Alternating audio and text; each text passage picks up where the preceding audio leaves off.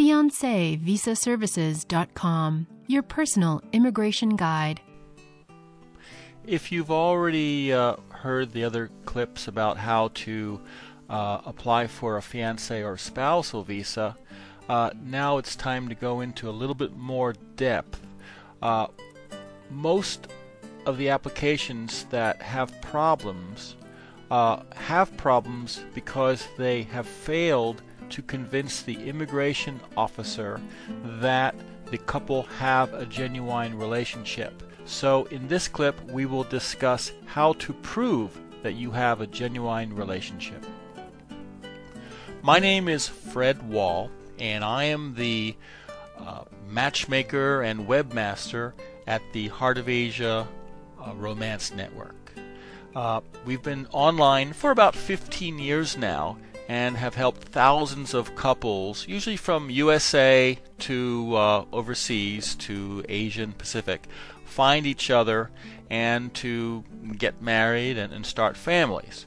Almost every day I get one or two phone calls from people advising me of their happiness, their success, and asking questions about the fiancé visa and spousal visa process. It's a bit complicated. It needs to be done properly the first time.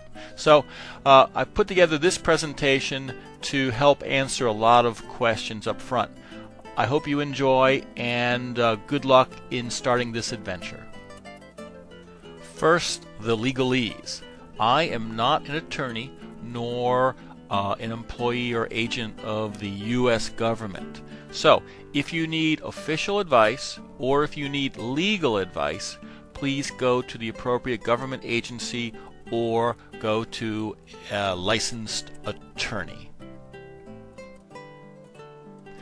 Two departments of the government will be involved in reviewing any fiancé or spousal visa petition.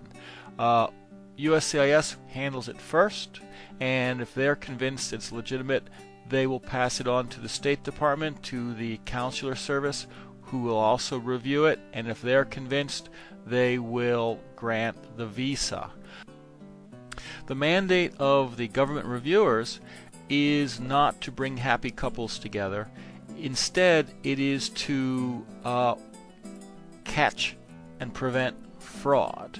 And this is somewhat more art than science. So they do work on a basis of feelings, of intuition, of something doesn't feel right, and that's what causes applications to be bounced back or rejected. Some applicants have the false impression that if they are married, that they have proven beyond a shadow of a doubt that they are a genuine couple. Well, if a couple is married for many years, has a few children, yes, immigration will be convinced they are genuine.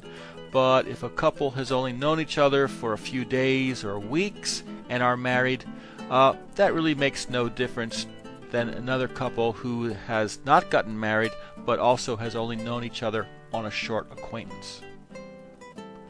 One of the simplest ways to prove a long-distance relationship is to keep track of all the correspondences. You can save emails and letters. Telephone bills are important. Don't use a prepaid card that does not give you an itemized log. Make sure you have an itemized log that shows every single call that you've made. Same as for instant messaging.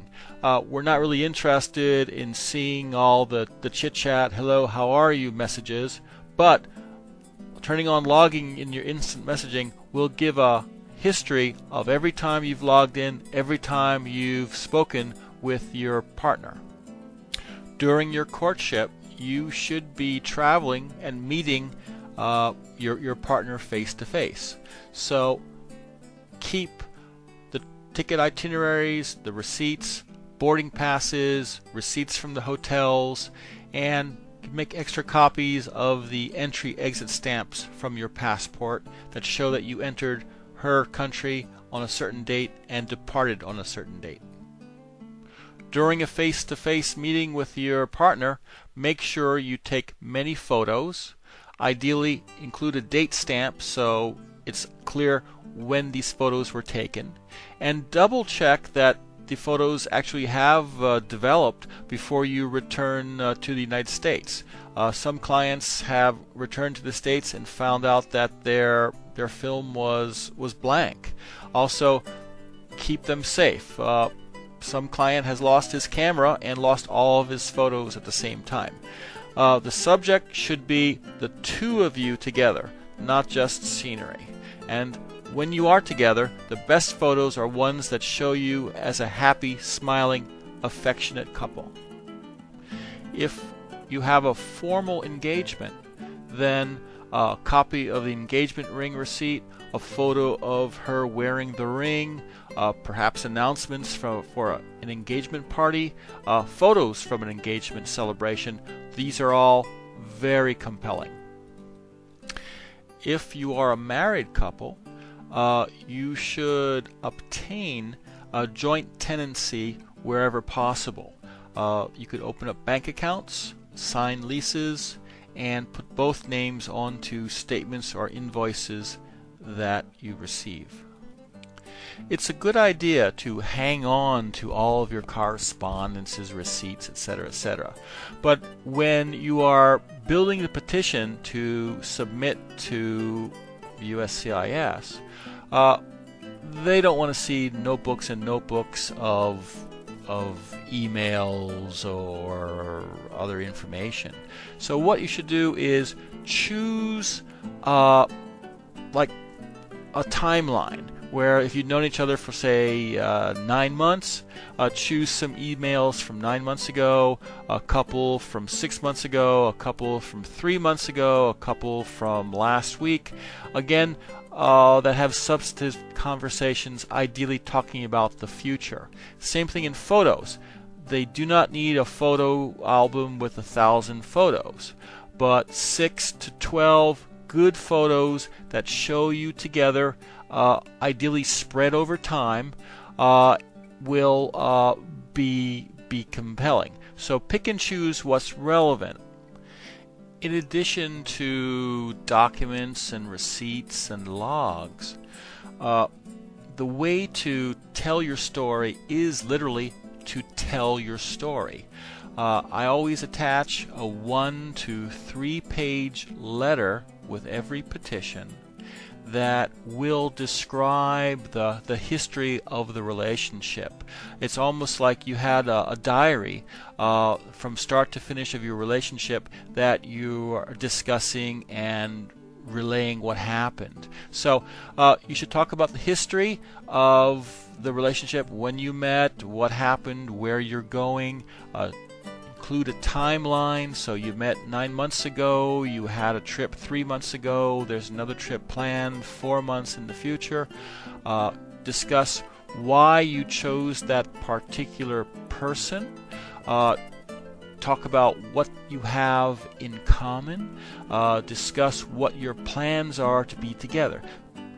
There will be some situations where you're already facing skepticism by the immigration reviewers.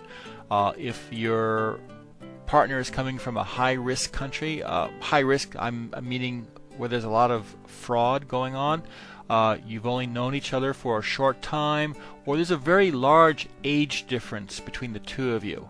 In those cases, you should take extra care to demonstrate the genuine relationship. And I usually recommend to my clients, make multiple trips. Go a second or third time. Demonstrate that you are together as a couple. And if the two of you don't speak a common language, it's a good idea to enroll your partner into an English language school and include those receipts in your petition package. If you need assistance to prepare your petition, come to Fiancee Visa Services. For do-it-yourselfers, I offer the service where I will review your package and give you my comments before you submit it to immigration. And finally, also for do-it-yourselfers, I have 2 ebooks, one for Fiancee Visa applicants and another for Spousal Visa applicants.